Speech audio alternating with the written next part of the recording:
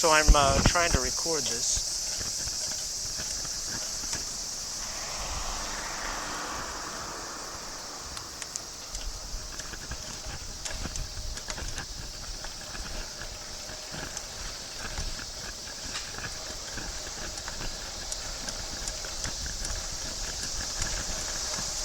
I want to see if you can see what I'm seeing here. I got all sorts of things going on here. I got the recording device for my voice, and I've got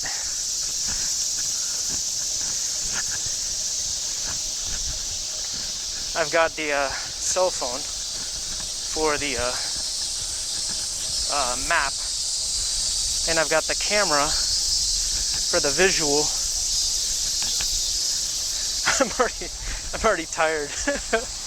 I spent all day long, well, not all day, but I spent about, I don't know, an hour or two at least trying to do the setup for this trip.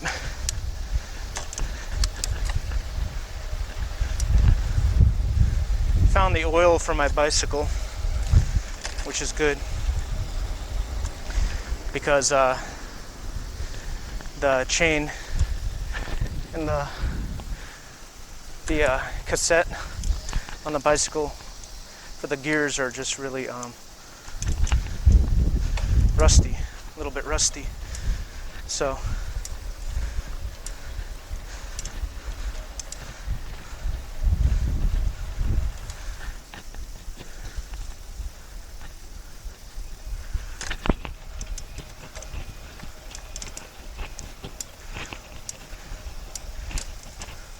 I'm not going to talk when there's people around.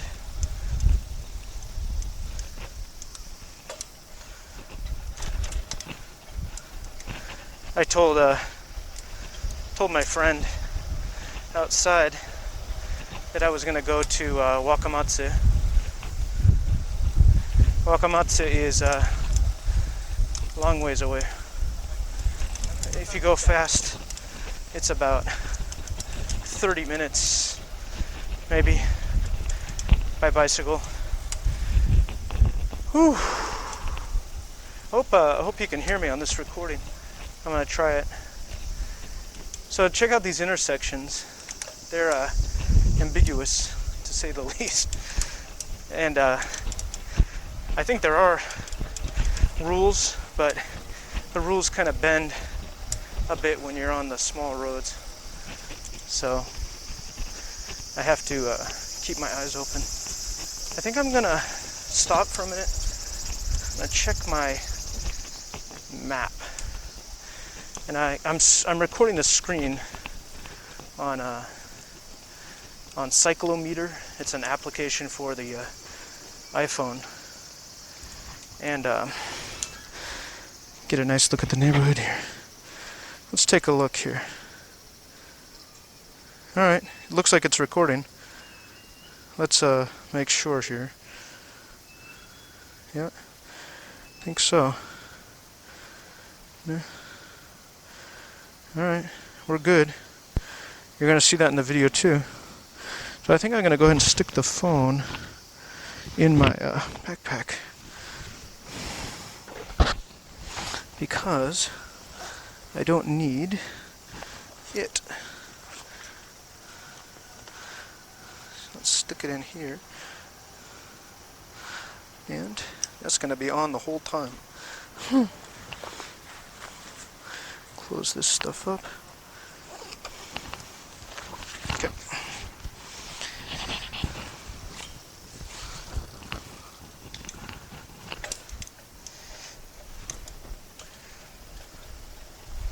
And yeah, let's hope this works. I'm going to check it again a little bit later.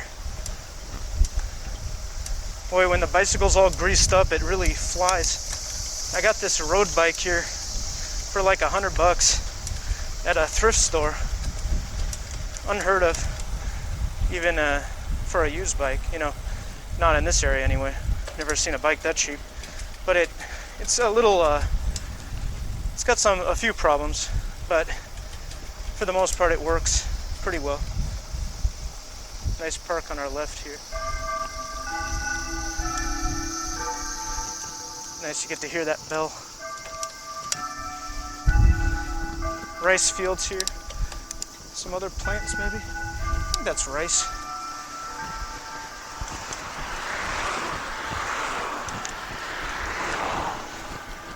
Hope this device is okay in my pocket. I'm wearing shorts. Shrine on our right here. Little one. Alright, now we get to go fast. Boy, I'm exhausted. Alright, here we go. Nice bike lane, huh? There's a McDonald's up ahead. Go there occasionally. Milkshakes, mostly. Hope the wind's not too strong here.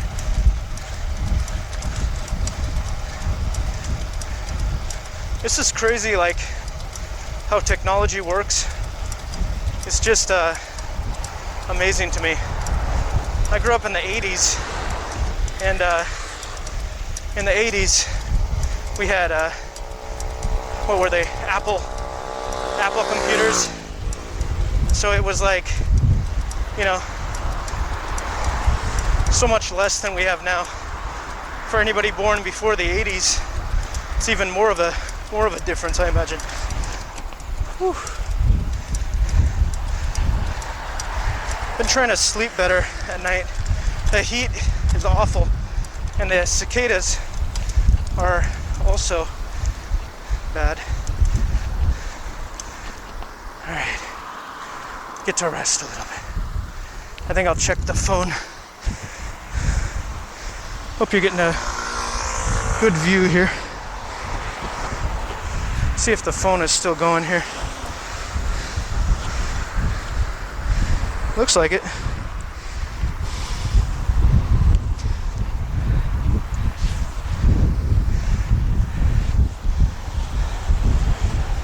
I'm gonna be quiet for a while.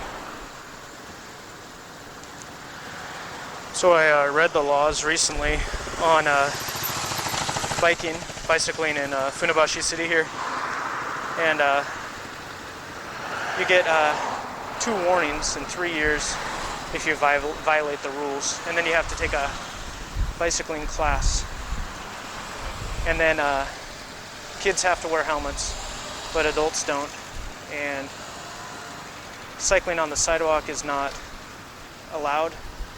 Except under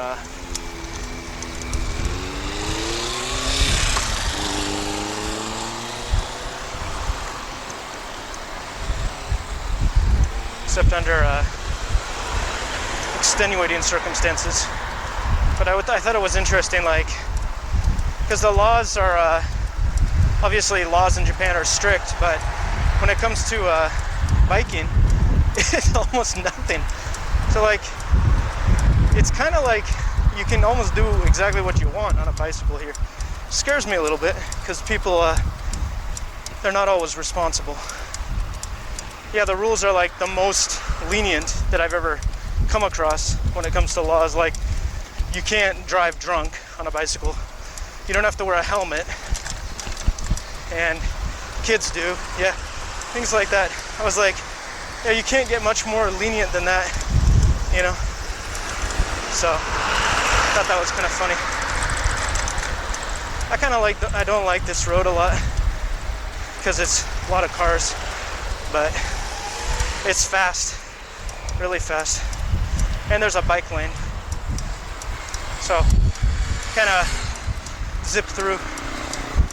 The lights are almost always green. Nice. So up ahead we're coming to Funabashi's major waterway called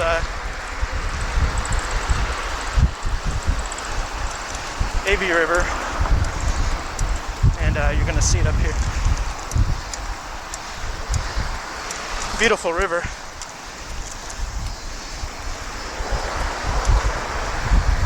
Oh, we got a green light, look at that.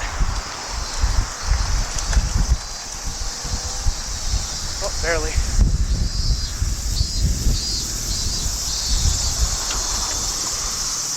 So, this is it, AB River.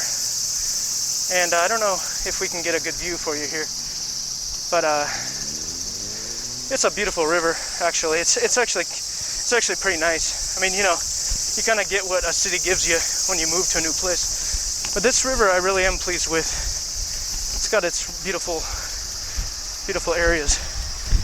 And during the springtime, it just really fills up. The blossoms are amazing. Cherry blossoms.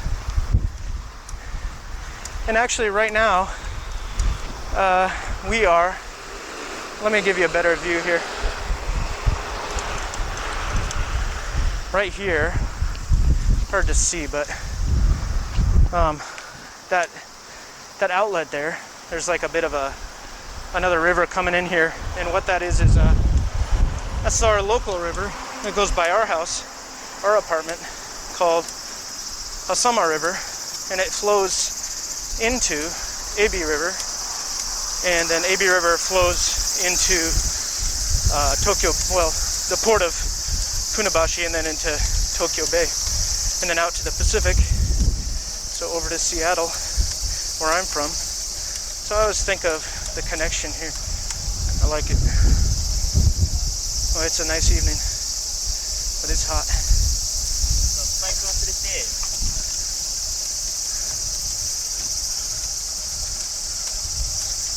Since the coronavirus, a lot of people have been exercising.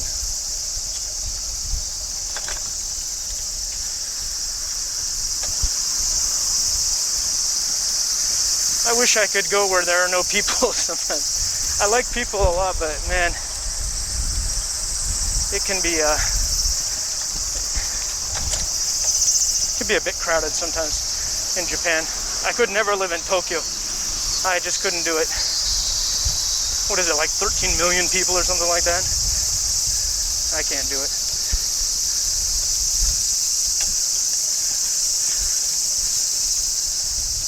Nice water here.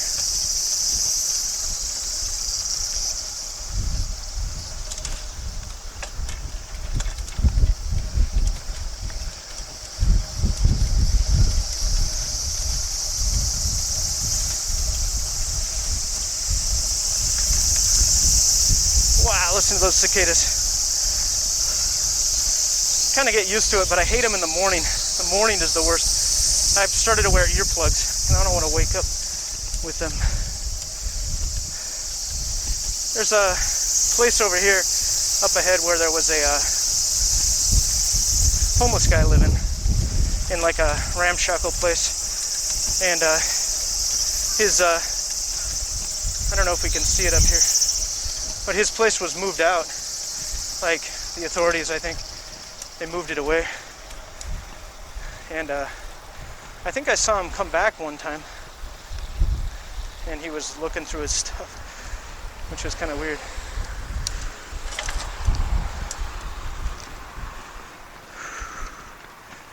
We made it to a pause.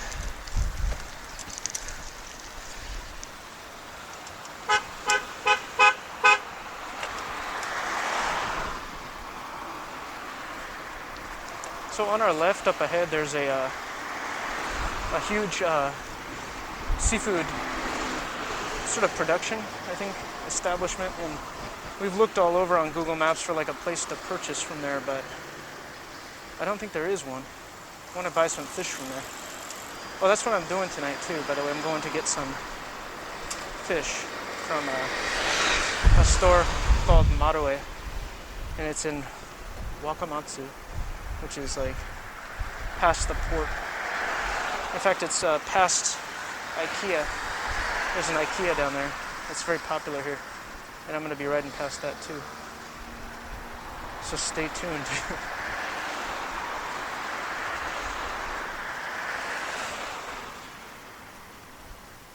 Here we go.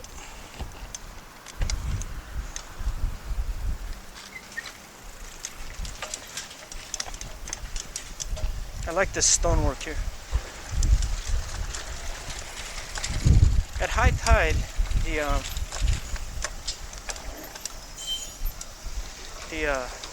water here goes up quite a bit higher than this, and so I guess that indicates that we're close enough to the water, to the tidal flats area, to make that possible. Which kind of surprised me. I didn't think this was so low of an elevation, but it must be just, I don't know, maybe 4 meters or something, I guess.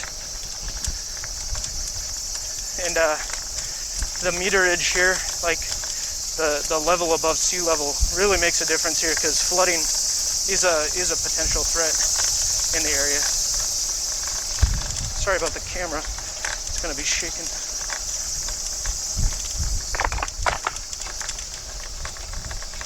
I feel like a monster on a bicycle here. You're not actually supposed to ride, but everybody does. So, when in Rome, right? The tide is pretty high right now. Yeah, really quite high. So I guess this is about 15 minutes. It only takes that amount of time to get here. And we're at quite a distance from the house now.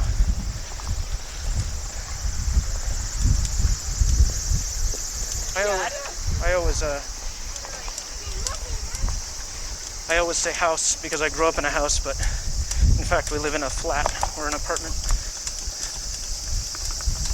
Whew. I can't wait to get something to drink.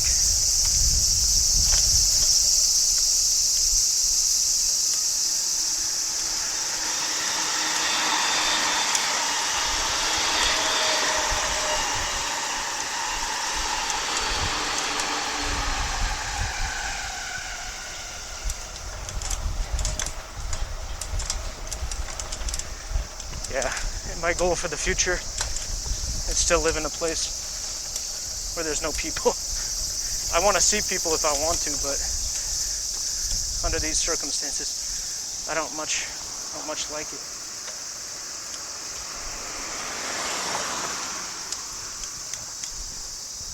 We're close to Funabashi station now.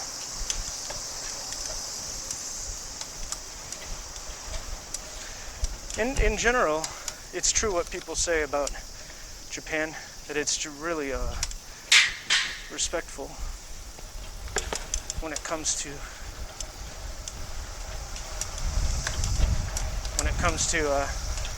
respecting one another. But sometimes you come across a person or two. I'm getting tired. I haven't been exercising so much recently.